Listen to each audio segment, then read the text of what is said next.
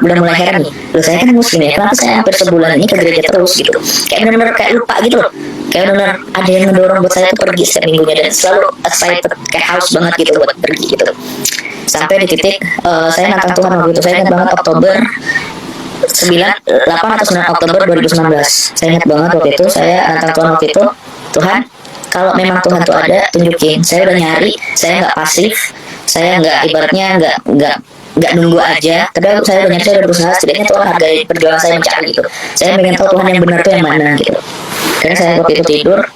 Nah pada saat saya tidur, Beginilah cuplikan kesaksian salah seorang pemuda Muslim yang tidak menyadari bahwa kenapa di dalam hatinya terus ada dorongan pergi ke gereja untuk beribadah, untuk menyaksikan ibadah orang Kristen. Padahal dia sendiri takut. Kenapa dia takut? Takut kalau ketahuan bahwa jika ia tahu bahwa ia pergi beribadah di ibadah orang Kristen, takut kalau dia nanti dimusuhi, bahkan juga diancam oleh keluarganya dan orang-orang di sekeliling. Itulah sebabnya dia takut.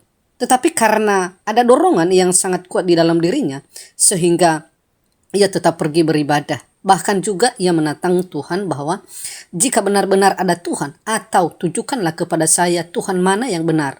Dan ketika ia telah menemukan bagian itu, maka ia mengambil komitmen untuk terus tetap beribadah dan percaya kepada Tuhan Yesus.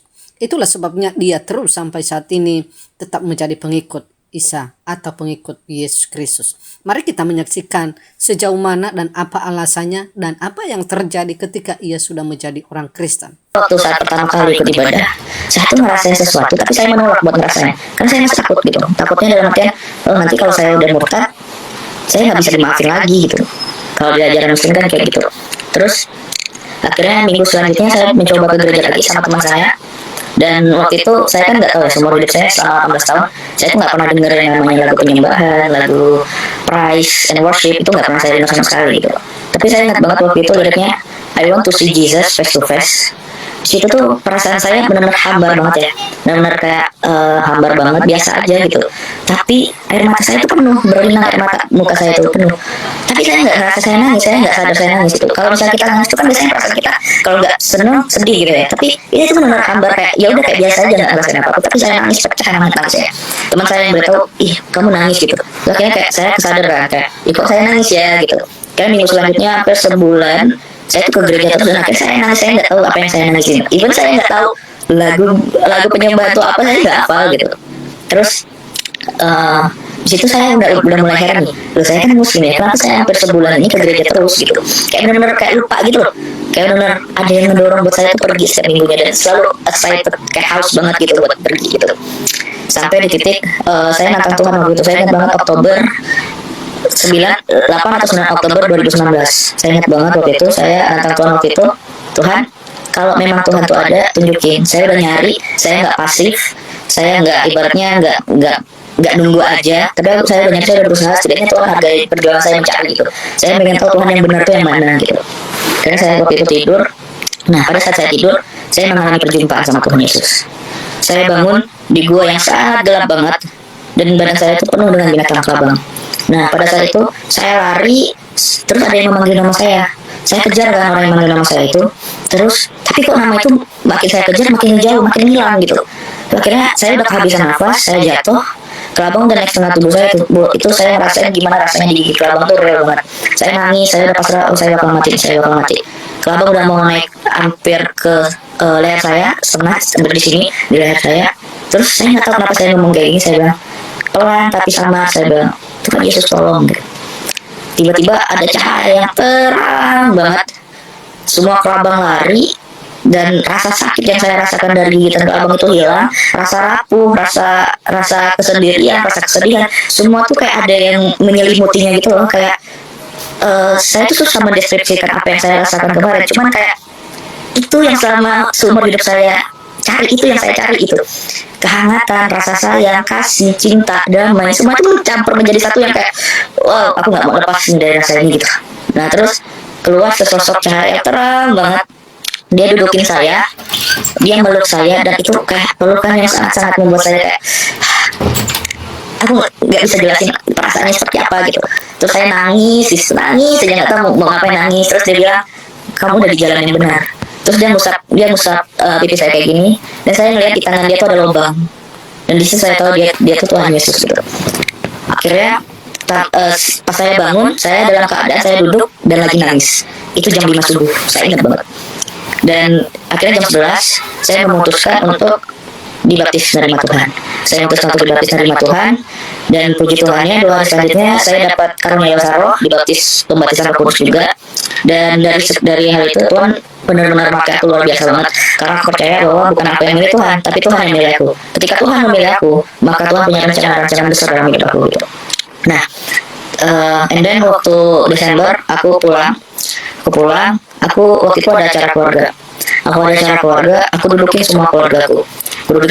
Nah, for your information, ketika aku kumpul keluarga, pasti aku yang disuruh imam. Karena keluarga besarku tuh suka banget mendengarkan aku ngelantunin ayat, terus suka dengan doa-doa aku. Jadi mereka selalu nyuruh aku imam. Nah, pada saat itu mereka nyuruh aku imam. Nah, terus akhirnya aku dudukin mereka semua, dan di situ ada semua keluarga besarku, ada om aku, ada kakek aku, ini aku semuanya. Terus aku bilang sama mereka, mami, papi, semuanya, aku sekarang mau beritahu bahwa aku sekarang udah nerima Tuhan Yesus sebagai Tuhan dan Juru Selamat. Aku nggak bilang aku pindah ke Kristen, aku nggak bilang pindah ke Katolik, aku cuma bilang aku nerima Tuhan Yesus sebagai Tuhan dan Juru Selamat. Di situ aku langsung ditonjok, aku langsung dikurung. Jadi Natal pertama aku dikurung, terus aku heboh lah di situ, heboh. Aku diruqyah, aku dimandi, pokoknya diobatin secara Islam gitulah. Nah, terus tapi nggak mempan buat aku gitu. Akhirnya aku sempat diusir, aku sempat ya pokoknya dicemooh lah sama teman-teman, dijauhi. Sempat ada teman aku mau jadiin aku sate. Aku pernah diteror, dilempar. Bahkan ya singkat ceritanya ya, aku hidup dari rumah ke rumah. Aku kadang nggak makan 2 hari segala macam. Memang benar-benar harga yang aku bayar banget gitu. Dan aku juga pernah dilaporin polisi. Pokoknya singkat cerita gitulah. Dan aku pernah mau dibunuh juga sama keluarga aku, orang tua aku sendiri juga pernah mau dibunuh dari 2019 sampai 2021 tuh. Itu 2 tahun aku benar-benar berjalan bersama Tuhan banget. Aku pernah bilang sama mereka kayak gini, mau sehebat apapun mereka nakutin aku, intimidasi aku, bahkan mereka mau bunuh aku sekalipun, aku tidak akan pernah mau ninggalin Tuhan Yesus. Karena ketika aku menghadapi itu semua, Tuhan Yesus selalu merema di dalam hati aku, di dalam telinga aku, di dalam pemikiran aku. I have decided to follow Jesus, not turning back. Jadi aku gak bakal mundur, karena Tuhan itu, aku udah memutuskan untuk mengikut Tuhan, memikul salib, harga yang aku bayar, aku gak akan pernah mau mundur. Karena kadang tuh ada teman aku bilang, kenapa sih kamu mau merelakan semua yang udah ada di dalam kehidupan kamu, mau itu kecukupan secara ekonomi, finansial, sampai sekarang kamu gak punya apa-apa, kamu makan pun susah gitu. Terus aku bilang sama mereka, kalau kamu ngerasain hal yang aku rasain sekarang, mungkin kamu juga gak akan mau kehilangan hal ini, aku bilang kayak gitu. Terus akhirnya saya melewati banyak hal, dan puji Tuhannya juga Tuhan pakai aku luar biasa banget. Jadi selama perjalanan dari 2019 sampai 2021 itu ada sekitar 6 ustadz kali ya yang mencoba untuk berdebat sama saya. Tapi ya balik lagi, puji Tuhannya aku yang ibaratnya baru mengenal Tuhan Yesus, baru bertobat, tapi Tuhan bisa benar-benar mengurapi diri aku, mengurapi lidah aku untuk menjawab semua pertanyaan mereka. Memang Roh Kudus yang berbicara sama mereka. Karena aku percaya bahwa ketika kita mencari kerajaan Allah dan kebenarannya, maka akan ditambahkan kepada kita pengetahuan apapun itu. Makanya waktu itu ya puji Tuhannya ada salah satu ustadz yang akhirnya juga menerima Tuhan. Karena perbincangan komunikasi kita yang intens, akhirnya puji Tuhan dia menerima Tuhan sekarang. Dan Tuhan pakai aku luar biasa banget buat nyatain kemuliaannya melalui hidup aku. Hingga teman-teman aku yang dari Muslim ada 3 orang, puji Tuhan dan menerima Tuhan juga. Dan dari Buddhis 1 ada, puji Tuhan juga dan menerima Tuhan. Demikianlah kesaksian ini. Kiranya Bapak, Ibu, dan Saudara semua diberkati serta dikuatkan untuk tetap setia kepada Tuhan Yesus. Kesaksian mereka ini bukanlah cerita yang dibuat-buat, melainkan kisah nyata dari kehidupan mereka, di mana hal yang tapaknya tidak mungkin terjadi dalam kehidupan mereka. Sejak mereka berjumpa dengan Tuhan Yesus, hidup mereka mengalami perubahan yang begitu ajaib, dan semua doa-doa mereka dijawab oleh Tuhan Yesus. Karena itu, mari bagikan video kesaksian ini kepada keluarga, sahabat, dan orang-orang yang terdekat kepada Bapak Ibu, supaya mereka juga dikuatkan dalam iman. Siapa tahu ada di antara mereka yang sedang mengalami pergumulan atau tantangan hidup, dan melalui kesaksian ini mereka kembali dikuatkan, dibangkitkan semangat mereka kembali, serta menemukan kebenaran yang sejati, dan mereka tidak ragu-ragu lagi karena mereka telah menemukan Yesus Kristus dalam kehidupan mereka. Terima kasih, sampai jumpa di video selanjutnya. Tuhan Yesus memberkati.